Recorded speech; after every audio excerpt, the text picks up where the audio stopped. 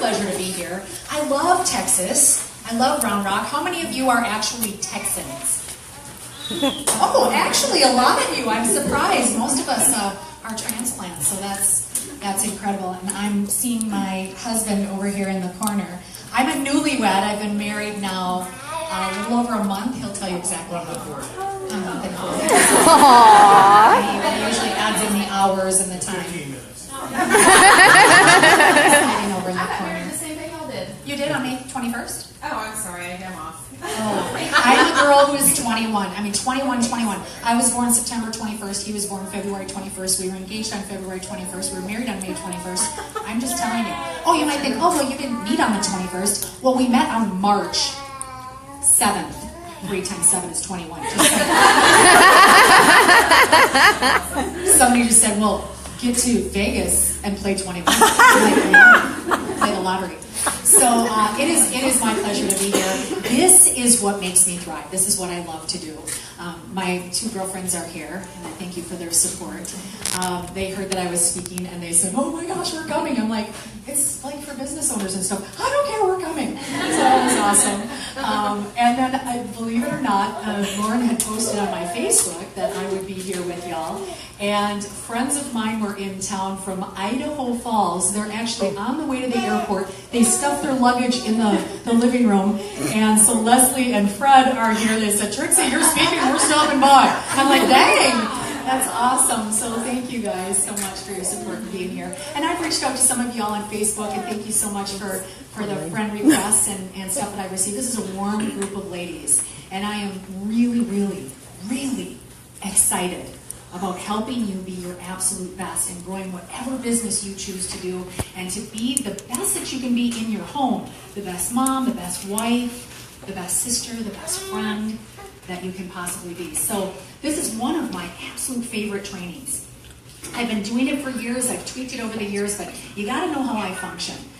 Before I go into a group like this, I just pray, and I say, Lord, you just tell me. You know who's in this room, because I could pretty much say the same thing anywhere I go, and it could probably hit a few of you. But I will tell you this, I have been praying for this ever since Lauren asked me to do it, and I believe you are in the right place at the right time, and you're going to walk away with something. So if you're open-minded today, and you're truly listening, it's called a nugget, and I guarantee you that each of you will have at least one nugget that smacks you in the forehead today, hits you between the eyes, punches you in the gut, whatever it is for you. So I don't know, some of you, I see you are taking notes, that's great, but when you hear your nugget, even if you need to just take out your phone and quick make yourself a note, send yourself a text, write it in the notes, whatever you've got to do, because many a times we'll get nuggets throughout the day, whether we're listening to music, we go to a movie, we see a sign, we hear somebody say something. That's the way God speaks to us. That's one of the ways that God's trying to get through to us and say, this message is for you. I'm trying to help you.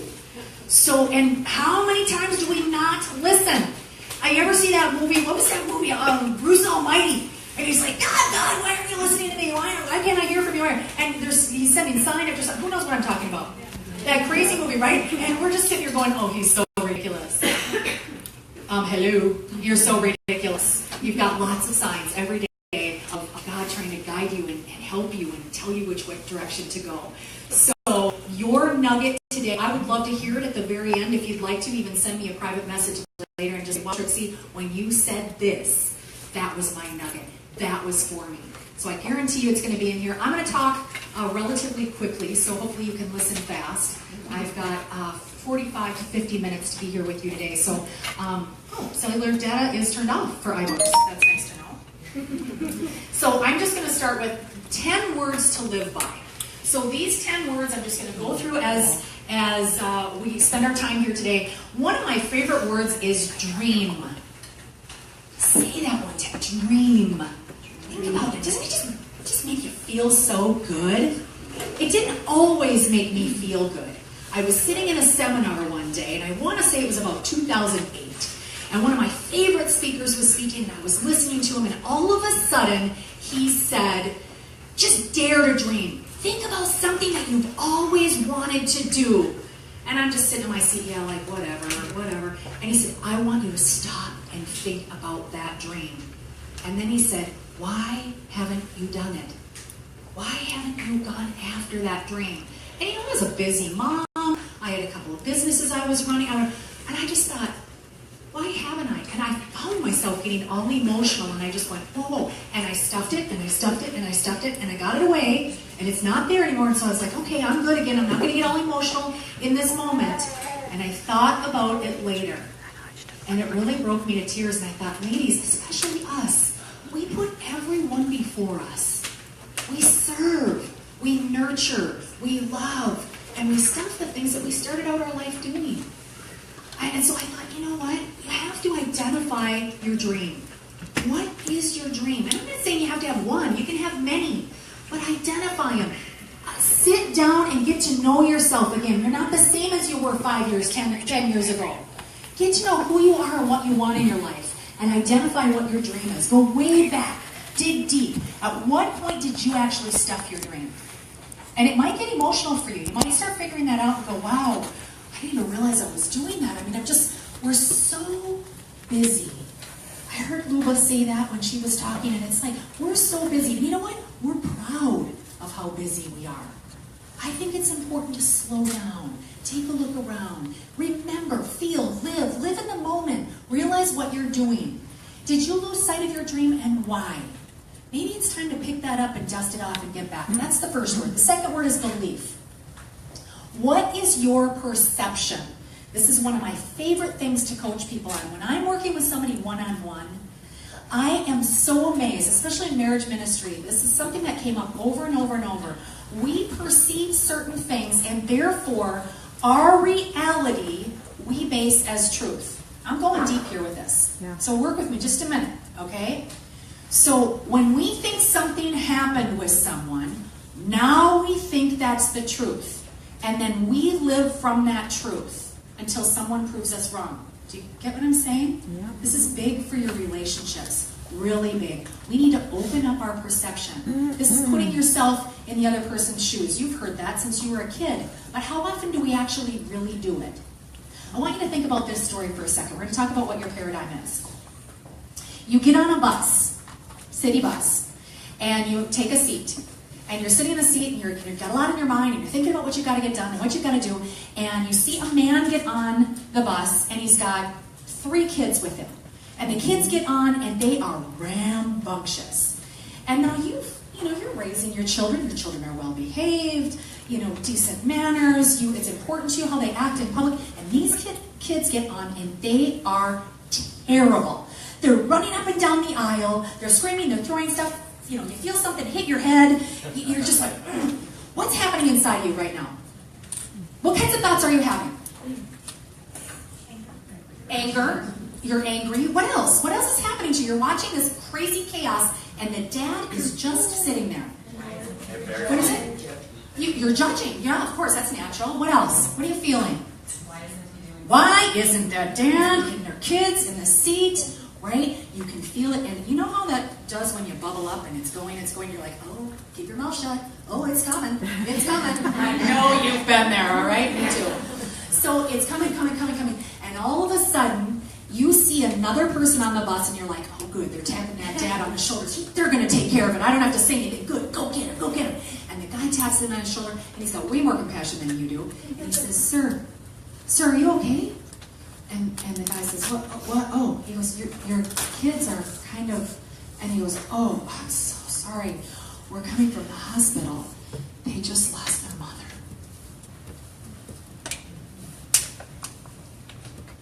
What just happened to each and every one of you? You shifted.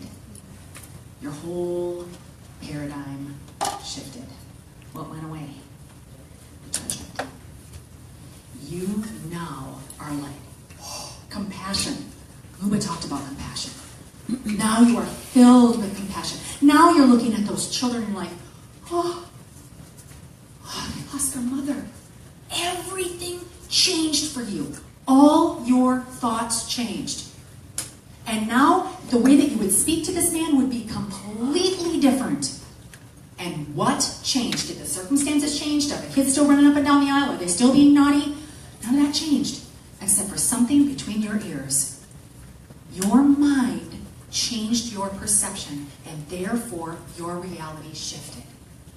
We need to recognize this happens to us on a daily basis, you guys.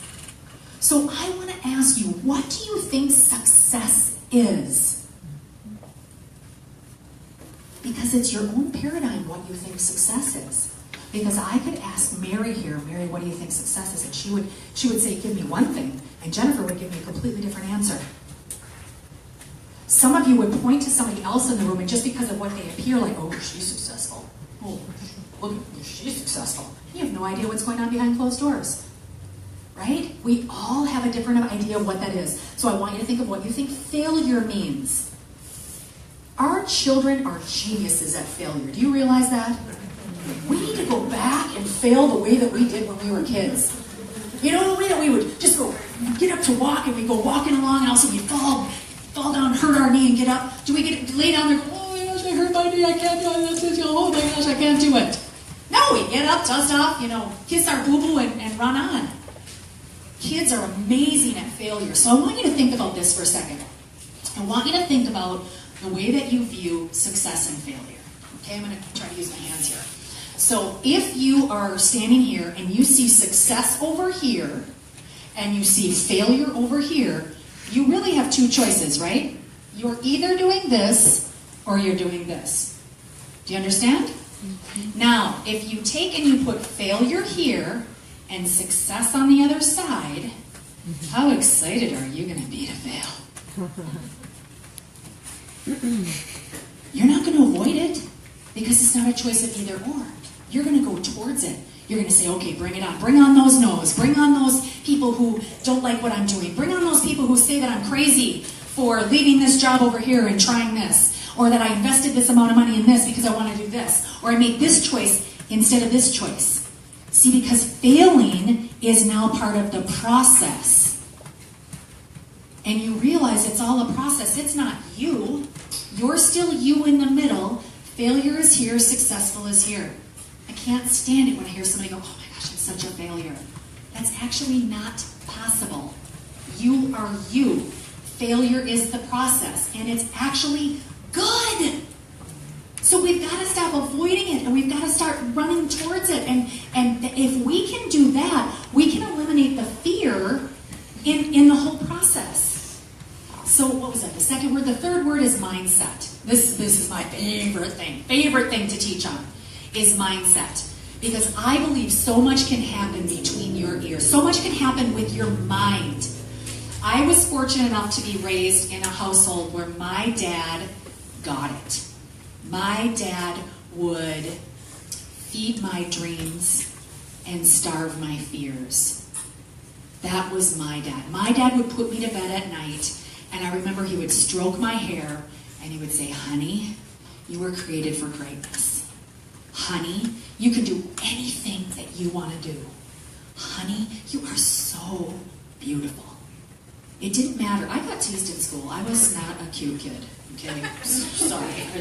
The ugly duckling story. I think they actually made that about me and not the actual duck. But I'm just saying, it was not a great experience. I used to get teased, and people are mean, especially in junior high and high school. And I heard it all. But every single time, I could hear my dad's words instead. Now, if you didn't have that dad feeding you, that's okay.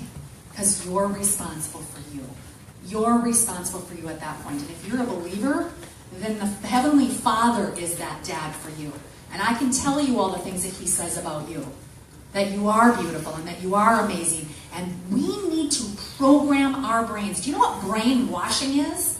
I hope all of you get brainwashed. Amen. I really do. Amen. Washy, scrubby, clean it up. Get rid of all that crap that's in there. So let's start by assessing your thinking. I've got 4 steps listed out here. Step number 1 is to have a desire to change and improve. If you do not have the desire to change and improve, you won't. I promise you. You just won't. It starts with wanting to do it. Number 2 is awareness. Become self-aware and hear yourself. It amazes me how so many people are absolutely oblivious of their own self and the effect that they have on other people. It just amazes me. Brainwash, retrain your brain. Step number 3 is to focus on responding and not reacting. I love working with women, but you know what? We are emotional beings. We are emotional beings. And so therefore, many times we lead with our emotions. If we could pull the emotion out of the deal, oh my goodness, we'd actually, help ourselves and cut all that drama and the extra stuff out. But let's just embrace what we are and who we are, but recognize it for what it is. Your emotion doesn't make things real, right? It's just your emotion. So try to realize what is emotion and what is real. Number 4 is to guard and protect your new environment and surround yourself with positives. So once you've established a new way of being, you've established a new way of moving forward in your life, protect it with everything you got. Now, I don't like to call people weeds, but sometimes we need to pull weeds. You know what I'm saying? I look at our life as kind of a garden. We've got the flowers, we've got the nurturers, we've got the good things, but we've got some weeds. And some weeds do not need to be in our garden. So I'm just saying, not cutting people out of your life. I can't stand that conversation, but more like protecting. Okay, understanding, okay. Another thing is, please, let's stop calling people toxic people. That's just so cruel. You're not to be the cruel person, right? People are not toxic. It's what happens in the relationship that gets toxic. So the guarding and protecting your new environment is a good thing. And some of you saw my post. This is off of Proverbs, I'm going to get this wrong, 23:7, I believe. And as one thinks in one's heart, so one is. If you think you are fantastic, you are. If you think you are a train wreck, you are. So it's really important what you think about yourself. And some people say, well, Trixie, I don't know how to program myself to get there. There are so many exercises that you can do to get yourself there. And I'll give you one. Okay, I'll give you one, and it's not going to be an easy one. And you can test yourself. You do this later. When you go home, you're going to feel silly doing this, but it works, I promise you. When you go home, you look in the mirror at your own blues, or browns, or greens, or whatever you got going on there. I got blues. I'll look right in my blues, and you begin with starting to tell yourself things that God would tell you. You are beautiful. You are amazing. You know how I've done this exercise with women before at the retreats that I've done? So many women start out looking in the mirror, and then I tell them okay, now start with you are beautiful. And they're like, I can't do it. I can't do it. I'm like, no, just try. It's good. Just try. And they're like, okay, turn your head. You know? And then they look and they're like, and they can't do it. You are beautiful. You are amazing. I want you to think about what you're good at. What do you hear other people say? Oh my gosh, you're really good at this. You're really good at complimenting people. You're really good at this sport. You're really good at being a mother. You're really good. Think about what other people have told you and fill that in there and tell yourself it's not easy. This is an exercise we need to start doing. We need to start doing regularly for yourself. It is not going to build you to be conceited. It's not. Confidence is different from conceit. God wants you to be confident. That is God-centered confidence. Does that make sense to you? Yes. Oh, somebody needed to hear that today. Yes. Right on. Okay, so the mindset is so important. Now, we're going to do a little exercise here. And I'm going to make you a little uncomfortable. And it's okay because we're all going to have our eyes closed. So that you don't have to be uncomfortable. So just bear with me. Nobody's looking at you. Nobody's looking from side to side. I won't even be looking at you. I'm going to look at the ground. I'll look right down. So what I'd like for you to do is please close your eyes for a moment. I want you to think of a person in your life that has hurt you. They've done something along the way. I'm sure there's more than one. And that's an exercise you can do later with the rest of the people. But just think of one person who has wronged you. And maybe they have not said they were sorry. Maybe they can't say they're sorry. Maybe they never will say they're sorry. But you think about that person, and you think about the emotion that comes with that person. It's not comfortable. That, my dear, is your garbage. That's just one example of your garbage. So I'm going to invite you to a place with that person that you free yourself and you let that person know in your heart, not personally. You will probably never say these words to this person. It's not important. It's for you. I release you. I forgive you. And you move forward. Now there's a whole process that goes with it. You can open your eyes. There's a whole process that actually goes with this. And when I do this at my retreats, there's lots of tears and there's lots of crap. And first of all, on behalf, I'm just going to say this, on behalf of God, if He could just say to you right now, honey, I'm so sorry. I'm so sorry that that person has done that to you. You do not deserve that. When you grab a hold of something like that and you release it, sometimes we think hanging on to that, because they've never said they were sorry, they've never repented, they've never made it right, hanging on to that is holding them accountable. It's not. It's holding you hostage. It's not the way our brains work, by the way. This is not a natural thing for you to do. But when you do this, this is what we teach in grief recovery. And we go through the names. And sometimes there's more than one. If you've ever been through a divorce, if you've ever been through a death, if you've ever had any abuse at all in your life, if you've ever lost a relationship, you have this in your life. Is there anybody that's exempt from that, by the way? Anybody in here that's willing to say, I'm exempt from all that? Nope. None of us are, because we all have lost. So I want to invite you to a place of freedom. To release that, let it go. I call it taking out the garbage. If you can do this for yourself, you would be amazed what happens in the dynamics and the energy inside your being. It opens up space, energy that you're actually using in the wrong areas. This opens up space for you to live freely. And it's a wonderful place to live. It doesn't mean that person, it doesn't mean anything to that person as far as that they are not responsible for what they did, because they are. But you're not the one to hold them responsible. There is someone that will hold them responsible. You can count on it. You can count on it. But you're not to desire that. Do you understand? That makes sense to you guys? So that is something that you can take home, you can work on, you can do yourself. I'm a journaler. I write all that kind of stuff down. And that will allow you to open up some space in your life for the good things. This is where attitude comes in. This is your fifth word. Eliminate words. Okay, so I'm very phonetic. I drive everybody who knows me and lives with me crazy. Honey, don't say a word. It's true. My friends know this. I'm very phonetic. So words to me have power.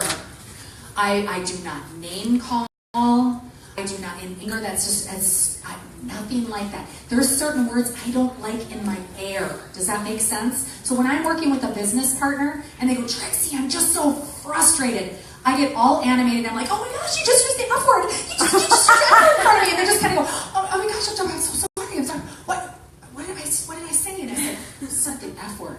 Like, we need to eliminate that. And then they kind of go, no, I didn't. And I'm like, yeah, frustrated. That's the F word to me. And they're like, oh, okay, weirdo. But it's true. When you say words like that, if you could see the energy that causes in your space, it's negative energy. And you know what negative energy is. Can you think of somebody right now that you get around and you're like, blah, negative energy? Okay, if you don't know that person, then you're probably it. Just saying. So you might want to check that out. But it's really important. Negatives, the words like can't, won't, don't, hard, struggle, difficult. I can't stand the word objection. All y'all who are in business and you're like, oh gosh, I just keep getting objections. Don't use that word. If you use the word concern instead of objection, even when you're teaching or training your team or working with your partners, concern causes compassion and you want to help. Objection causes defense and you get all up in it, right? difference. It's a different energy, and your word, one word, caused that. So choose your words carefully. You know, we can think before we speak. So that's a piece of it. And you won't hear me usually use absolutes.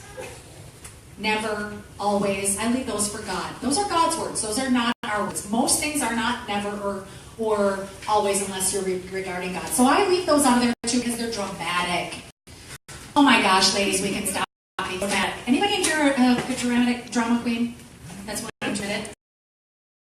I got my moments. My dad used to say, "Oh, honey, you're so dramatic," and I'm like, "I prefer animated." So find healthy replacements, say them out loud, encourage those around you to do the same thing so that you don't pollute your thinking.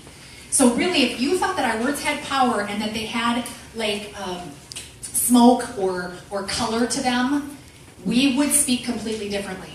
Because if you said something, look, I'll just use the word, if you said frustrated and all of a sudden like this big puffy black smoke came out of your mouth, I don't think we would say that too often, right? So it's that kind of thinking, and your attitude is contagious. Positive or negative, it's contagious. Let that settle in for a second. Think about what I just said. So if you're all negative, chances are you can get other people to be negative right along with you. You heard the thing, misery loves company? Mm-hmm. So if somebody's, over here and they go, "Oh, that girl did this and she did that," and then the next thing you know, "Oh yeah, well you know what, she did to me," and then all of a sudden starting it's like, wah, wah, wah. And it develops that negative energy. And you know what, it's hard sometimes not to fall into that, I get it. But when we're conscious about it and we're using our brains, we can pull ourselves out of that kind of a thing. Be the light. I'm inviting you to the space of being the light. It is just a wonderful place to be. Whoops, did I guess it is one. Oh, no. Okay, so these are some points that I think are important, and I put them in the attitude section. I'm just going to give you, I'm 51 years old, so I consider myself a sage now, and you do not have to raise your hand if you're over 50, but we know who you are, and I'll tell you, here's why we know who you are. We like to be around you, because there's a wisdom that does come with age. And I have met some of you who are younger, who are old souls. So somehow, some way, you already have that wisdom as your natural gift. It's a beautiful thing. And it's a place that I think a lot of us desire to be and that we want to be. Wisdom isn't about being smart. It's about being wise. There's a difference. And I think these things in my life, and I'll add one more that I didn't have the time to add to my slide, are the things in my life that I have learned that serve me well. And if you are not stepping into these places yet, I'm going to invite you there because these things have served me well. So I'm going to start out with take responsibility. Own it. Own who you are, what you do, how you think, what you do for a living. Just own it. When you're wrong, own it. When you could be wrong, own it. And I think when we do that and we take responsibility, we avoid the blame game. Because when you play the blame game, you can also fall into the victim mentality, and I'm telling you, that is not the place to live. You will not flourish there. That is not good for your soul. It's not good for who you are. It's not good for your growth and who you want to be as a person. So taking responsibility is a lot different than blaming other people. Assume the best in others. I always assume that that girl said, okay, here's one of my worst ones. And somebody said, "Oh, Trixie, you kind of look tired." I'm like, "Thank you?" Who says that? I hope you don't say that. And if you do say that, please stop saying that. It's not a compliment. When somebody looks tired, you could say that in a different way. You totally could say that in a different way and not in a negative way. Besides that, who cares if they look tired? Why do you have to bring it up? Just saying. So assume the best in others. If they look tired, my gosh, they're probably like running it ragged. Maybe, burning the candle at two ends or whatever. You could say something to energize them instead of bring them even further down. So when somebody gives me that kind of a compliment, and it happens, "Oh, I liked your hair better lighter." I darkened my hair and I'm like, I liked your hair better lighter. Like, that's not nice. That's not a compliment. Why would you say that? It's funny what people say. I want them to assume the best, especially in your relationships and your close relationships. If somebody says something, you know, I think I'm going to give them the benefit of the doubt that they didn't mean to try to hurt me or they didn't mean it to be mean. And honestly, it's just a really free place to live too. Because there are some people who are hurting, and you've always heard that adage, hurt people, hurt people. Okay, so people who are hurting tend to lash out and hurt other people. And that's usually the case. So if somebody says something mean or like that to you, it's just because they're hurting. That's coming out that way for them. So I'm going to assume the best in them. Think, act, talk, and conduct yourself like the person that you want to be. We all have a desire to be a better person. We all have a desire to do better. I hope we do. Because if you don't, then you're done growing. And I don't think you'd be in this room if that was you. Would you agree with that? I think everybody in this room is open to personal growth, or you would not be here. Yes. You would not be connecting with other women and people like this. So think, act, talk, and conduct yourself like the person that you want to be. So another thing that I'll do with my business partners is I will say, all right, so in my business, you're working towards this leadership position, but yet you showed up in ripped, grubby jeans, your toenails were not even polished, well, so wear shoes to cover those up. I mean, I don't care if you polish your nails or not, but just cover them up. Okay, so I wore shoes like that because my nails didn't look so good. So I didn't want you to see that. So it's an unfinished look. And I want to be careful here about that whole thing. Sometimes people say, you know, like that, how do I say this, superficially, or that it's not real, or you don't always have to be dressed up and perfect and looking. Because then I get the whole thing like, oh, because you're a pageant girl. It's like, no, actually, that's not why. I understand that people. I understand how people, we actually did this is totally off topic, but I'm going to tell you anyway. I'm not sure why. We did a thing one time where I had a fur coat. And we went into Macy's at that time. It was Dayton. It's a very kind of nice store. And I went in the first time, and I had grubby jeans, I had sweatpants, and kind of a grubby t-shirt on, and whatever. And I went into the cosmetics area, and I had a ponytail. Could not, for the life of me, get anybody to wait on me. I mean, downright rude. And we went out, and so this was actually a project that we were doing to prove a point. And I put on heels and just a nice pair of slacks and a blouse, and I put my fur coat on, and we went back in, and they could not scramble to help me. You know, Pretty Woman. Remember that movie, Pretty Woman? And she walks into the store with all those bags, and she's like, big mistake, big mistake. Because she just bought all that stuff, and that girl had treated her like that. It's amazing what we do with our eyes and the way that we judge people. But hey, we're all in business, and you want people to follow you, so represent yourself as where you're going. If you're in skincare and cosmetics business, put a little paint on the barn. It's your business, right? If you're in a health and wellness workout, take good care of your health. I'm not saying skinny, I'm saying be healthy. You are in that business. If you are a hairdresser, have nice hair. If you are a dentist, who would go to a dentist with rotten teeth? I'm just asking. Who would do it? Who would go to a surgeon with shaky hands? No. So you have to consider, where am I going? What do I want to project? Who do I want following me? And you have to live that and be that. Place a high value on other people. I love people, I really do. If I'm not in a good mood or I'm crying, I like to stay home. I just don't want to, and that happens to me. Shh. That happens to me and I stay home. But because I value people. And if you don't value people, I would recommend that you get into a place, and you know how you start valuing people? Start asking questions. Go and find out about people. People are so interesting. The person in my life that comes to mind is my husband, Charlie. I've never seen somebody love people so much. I can learn from him. Because sometimes when we go out, I just want it to be him and me, and we're holding hands, and he's talking to everybody and their brother, and this. I'm like, come on, we're like on a date tonight. Can you pay attention to me? But he's getting to know everybody. He comes back and he goes, she has 3 kids, and she does this, and she does that. Did you know this about her? And I was like, we're never going to see her again. Why did you just spend all that time? He goes, because he loves people. He values people. And I like to surround myself around people who have the attributes of what I like to be and what I like to emulate. So think about the people who you are hanging out with. Who are you spending your time with? Are they nurturing who you want to be? Are they nurturing where you're going?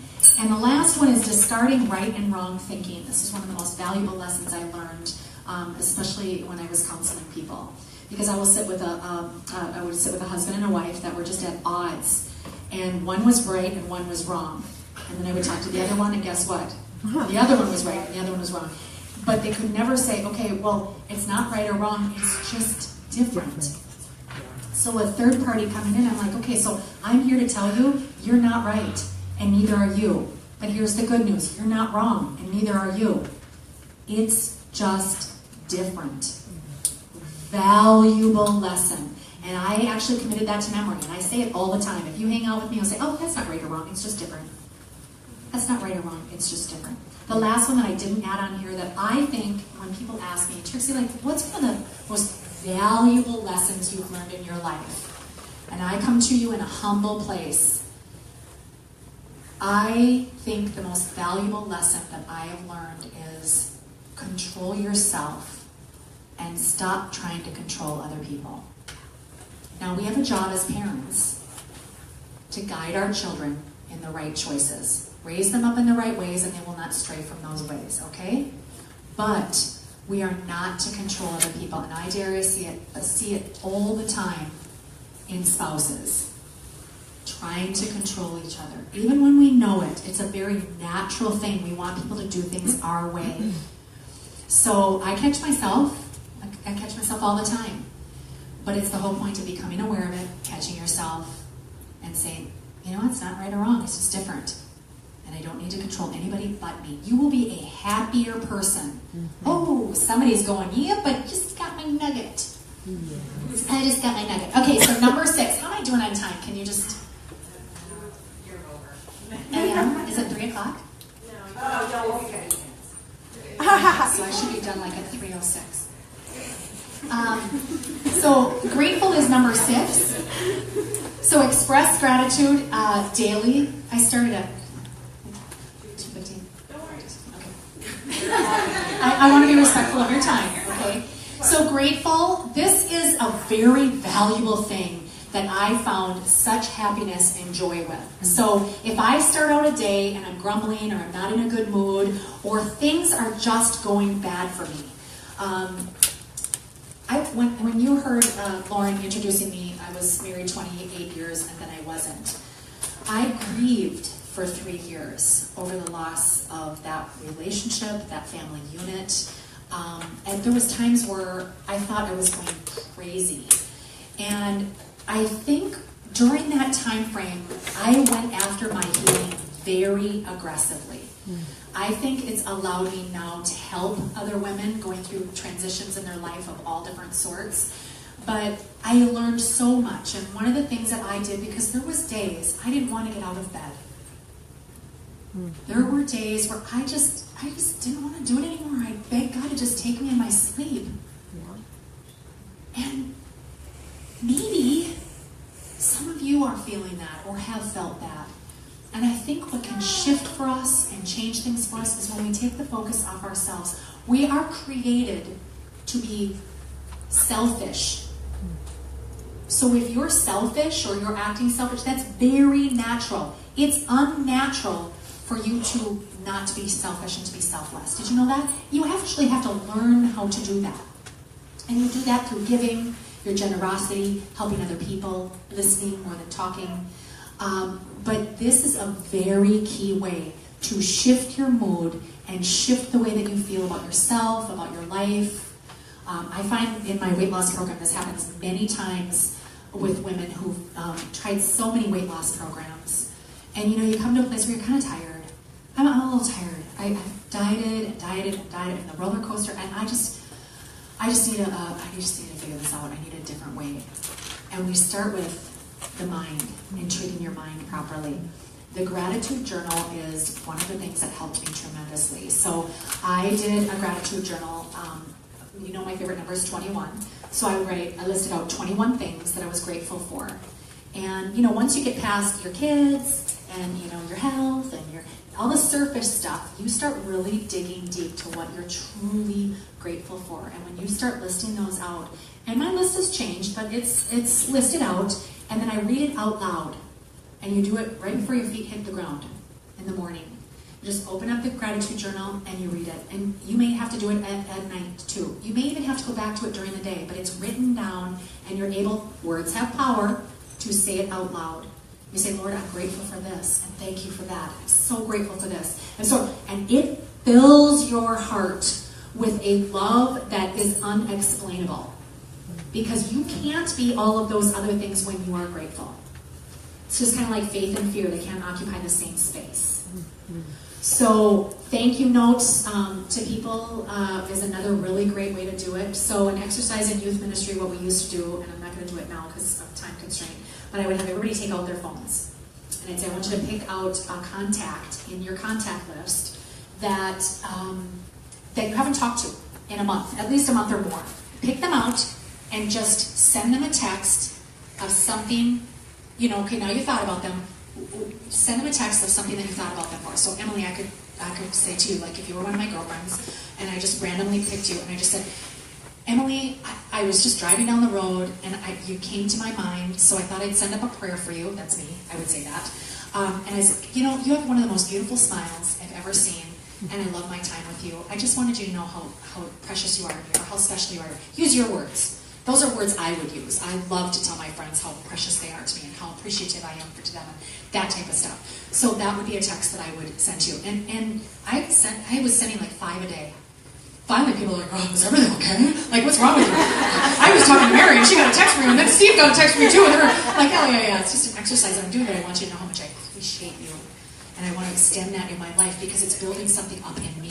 It's a really great thing to do. Do it with your kids. What a fun thing to do with your kids. And all the kids have phones these days. Why not?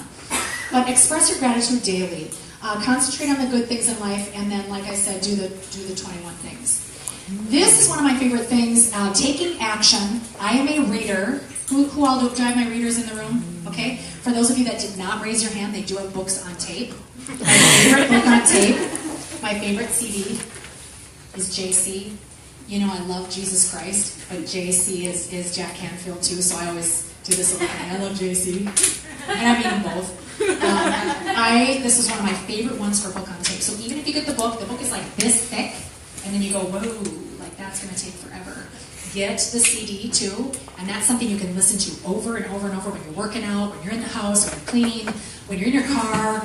That is one of my favorites. It has built me up. But I could probably look at these books and tell you at different times in my life when they helped me tremendously. And this one right here, Zero Resistance Selling, that might sound like a silly one. I can tell you that was March of 2009 that I read that one. And I actually wrote a letter to the CEO of my company, and I apologized to him for not applying myself the way that I could have. I felt so ridiculous. It was like, it's the silliest thing I ever did. And you know how when you already, like I put a stamp on it and I sent it in the mail, and then I was like, how do I get that back? Like I took the time to write out the address and put it in the mail, or how do I get that back? I feel like, and then I saw him the next time, I was like, okay, does he remember? Does he know? I mean, like I was such a fool because I poured my heart out telling him, I'm so sorry, I did not apply myself that way that I wanted to. But I read this book called Zero Resistance Selling that taught me emotional resilience. Valuable lesson. And it was 6 months later that I won a $50,000 trip to Italy. Yeah, your actions definitely come to fruition. So jump in with both feet. These will keep you on your toes. The one that I'm reading now that I'm reading over and over and over and over. I'm a Tony Robbins fan. Any other? I love my Tony. I could listen to him all the day, live long day. I get on YouTube and I listen to him all the time. He feeds me. So that's another good one. If you have a team or you have business partners that you're working with, do a book together. I used to do a book of the month club, and I would have them reading these wonderful books, and then we would talk about them. The energy bus is a great one to do with your team. It's all about changing your energy and that mindset and all of that kind of stuff. I have a list of this, of my favorite books that I recommend and that sort of thing. If you want that, just private message me it. You can either do it on Facebook or whatever. You're welcome to do that, but I love it. I love taking personality tests. Anybody done Strength Finders 2.0? Yep. There's so many more that you can take. There's the DISC. You can do the DISC. You can find out about your personality.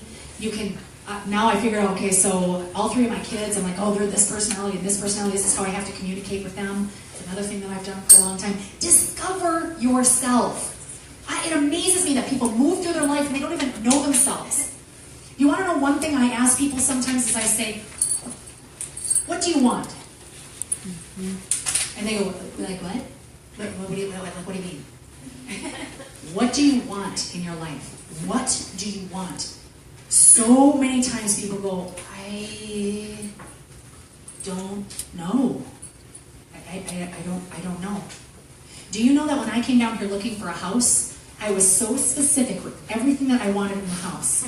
I want a 3-car garage. I want this many bedrooms. I want this. I want this. I want this. And I handed it to my realtor. He looked at me and was like, are you kidding me? I'm like, don't show me any house that doesn't have all those things on it. He's like, are you kidding me? Guess what I got? I got exactly what I wanted. And the reason is because I knew what I wanted. Okay? The same thing is, and this is going to sound crazy to some of you, but when you're 50 is a whole lot different being married when you're 20. I wrote out everything I wanted. And I think it's important for us to know what we want. If you're not necessarily maybe to check everything off the list, I'm not saying have a checklist for your man. And if you already have one, don't make the checklist now.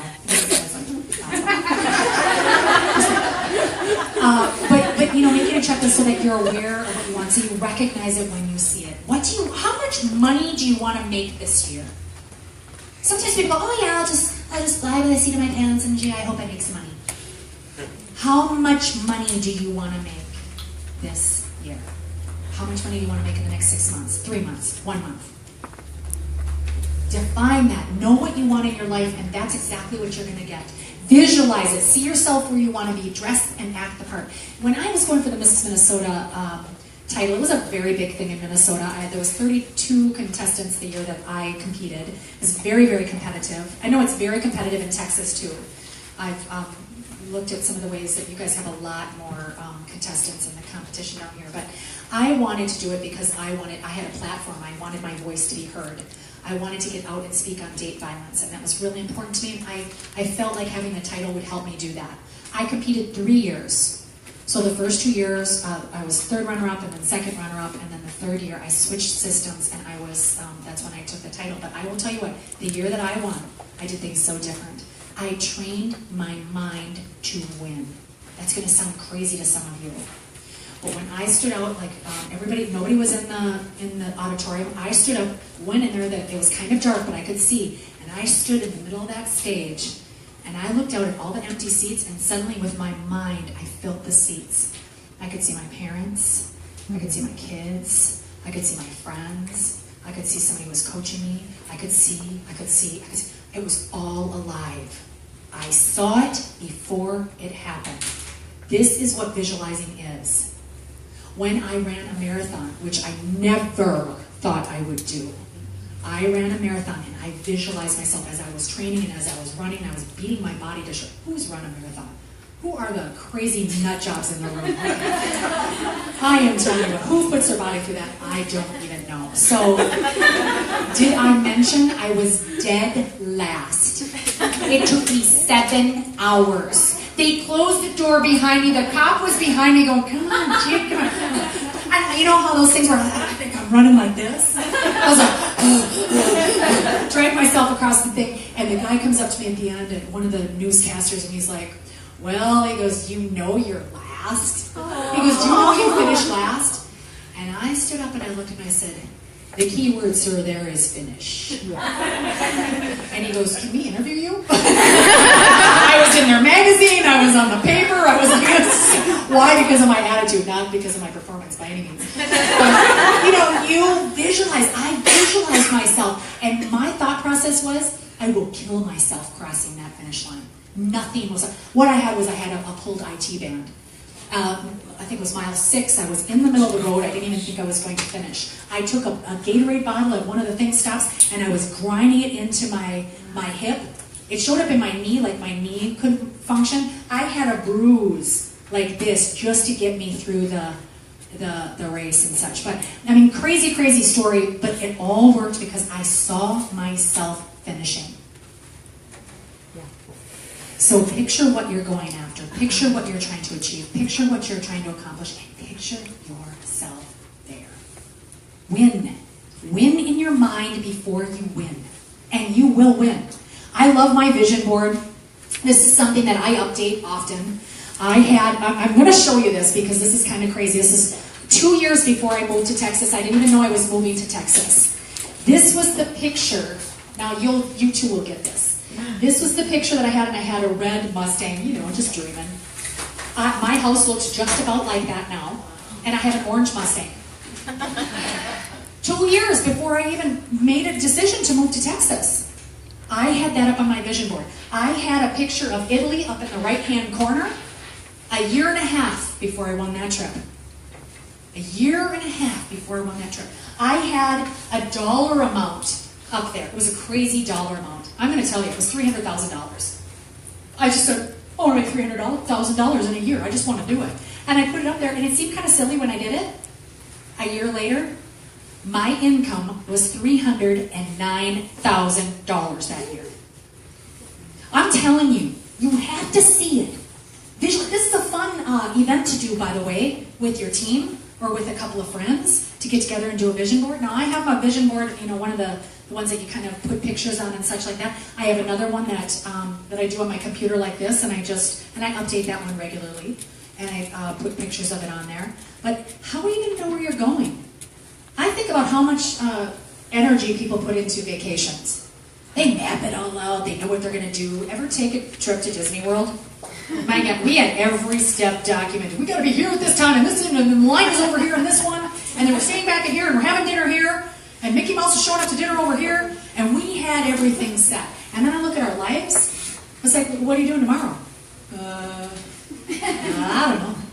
What are you going to achieve in your business this month? Well, I'm just putting my head down and working hard, and I hope I achieve something. You know, I mean, some of you are there. I'm sorry to make, I'm not making fun of you. I'm just making fun of the fact that you don't have any goals. So, Luba, thank you. That was an awesome start. I want to be smart. I love the acronym. Okay, so we're coming to the end here. This one is achieve. Successful people conquer their feelings.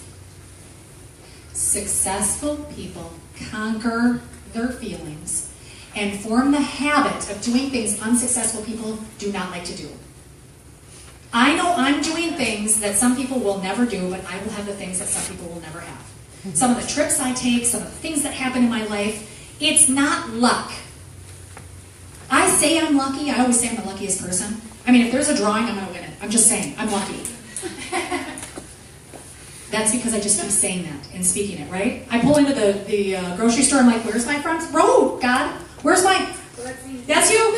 What do we call it? Rock star parking. Where's my rock star parking? Where's my parking? And I pull in, and I'm not kidding you. We laugh about it because the parking lot is full, and all of a sudden I'm like, wow, that's weird.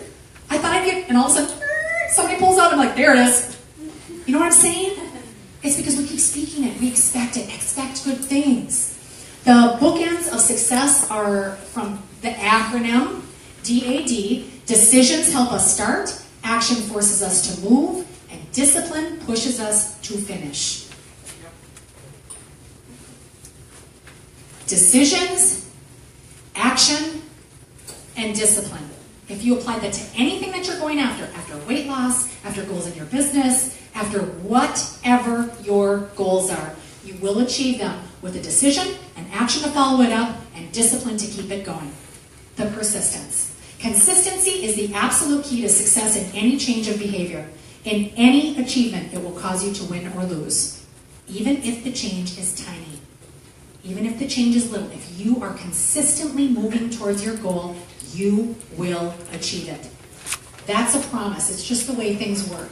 And lastly, I want to speak this into you because I truly believe this. As I told you, I think you get closer to people when you pray for them. I've been trying to look at some of the connections on the Facebook page with some of you. I've been trying to look at your faces. I've been trying to pray for you even though I don't know you.